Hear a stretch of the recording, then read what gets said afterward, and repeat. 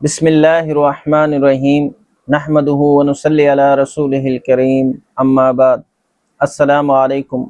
आज हम बात करेंगे ख्वाब के अंदर पतीला यानी देगची देखना कैसा है। अल्लामा इब्न सिरीन रहमतुल्लाह तआला अलैहि इरशाद फरमाते हैं, ख्वाब में पतीले का देखना घर की औरत है।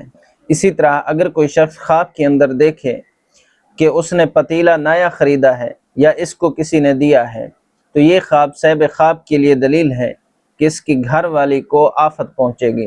हज़रत इब्राहीम करमानी रहमतुल्लाह अलैहि इरशाद फरमाते हैं कि अगर कोई शख्स ख्वाब के अंदर देखे कि पतीले के अंदर कोई चीज़ खाने की मौजूद है, तो ये ख्वाब साहिब ख्वाब के लिए दलील है कि इसको उसके घर वाली से खैर व मनफ़ियत पहुँचेगी।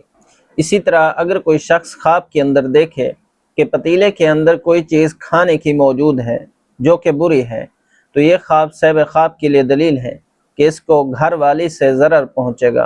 अल्लामा इब्न सिरीन रहमतुल्लाह तआला अलैहि इरशाद फरमाते हैं कि ख्वाब के अंदर पतीले का देखना कोई काबिल गौर चीज़ नहीं है।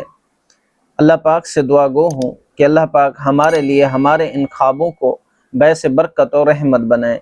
अस्सलामु अलैकुम व रहमतुल्लाहि व बरकातुहू।